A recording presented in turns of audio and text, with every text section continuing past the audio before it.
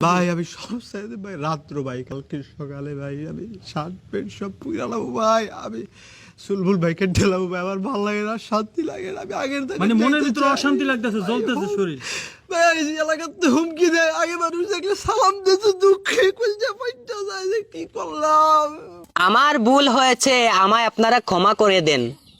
আমার ভুল হয়েছে, আপনারা আমাকে ক্ষমা করে দেন। আমি মাথায় গু লাগিয়ে কালার করে আমি ভাইরাল হয়েছি।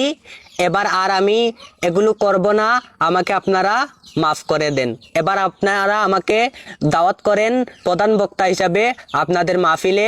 আমাদের ওমর ভাইকে দেখতে চাই, ঠিক কিনা কমেন্টে জানাবেন। রিয়েল কথা বলবো, পা চাটার জন্য আসি নাই, পা চাটবো না। বাঁচলে গাজী মরলে শহীদ। আগে গুগুলো সাফ করে আসি। দাঁড়ান, তুই যদি ভাইরাল হবি তুই কেন চুলে কালার করবি? হ্যাঁ, তুই যদি ভাইরাল হবি তুই আমার গরুর গুগুলো সাফ করবি। সাফ করে বলবি হাসান ভাই ভিডিও করে দেন, ভাইরাল হবো।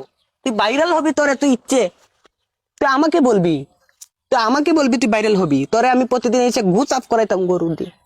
তুই গরু গু সাফ করতি, তোর মাথায় এগুলো কালার করে দিতাম গরু গু দিয়ে, তা তুই ভাইরাল হয়ে যাইতি। তা আমাকে বলিস না কেন?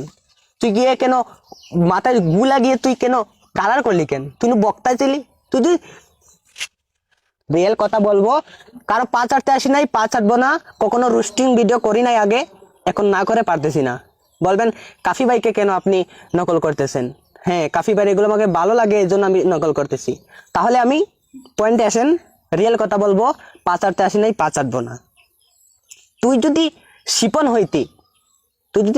হইতি তাহলে আমরা মানতাম। তুই শিপন হইলি, তোকে মানা যাইতো, তুই ছোট মানুষ, মানা যাইতো।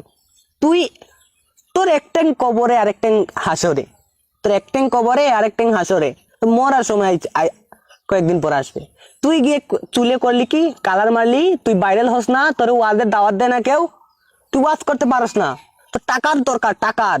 তাহলে তুই আমাকে বলবি, তুই আমার গরুর গু চাষ করবি প্রতিদিন এসে, আমি তোর ভিডিও করে ভাইরাল করে দিব, আমি ভাইরাল করে দিব। হ্যাঁ, কোন টাকা লাগবে না। তোরে আমি আমার বাড়িতে রাখবো, রেখে তোকে আমি গরু গু সাফ করাবো প্রতিদিন। তুই গরু গু সাফ করবি, তোকে আমি ভাইরাল করে দিব ভিডিও করে।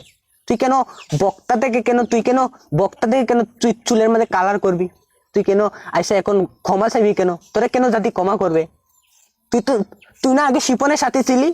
শিপনের যখন ইন্টারভিউ নিতে যাইতেছিল মানুষ, কন্টেন্ট ক্রিয়েটর, তুই না শিপনের পাশে জুব্বা পরে শয়তানের মতো দাঁড়িয়েছিলি? শয়তানের মতো তখন, মানে তুই ফেরেশতা ছিলি। এখন কেন তুই এগুলো করতেছিস?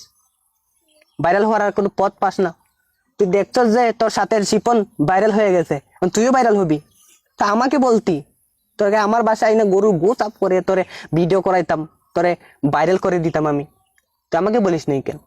জাতি তোকে এখন ক্ষমা করবে কেন? তুই এখন ক্ষমা চাবি কেন?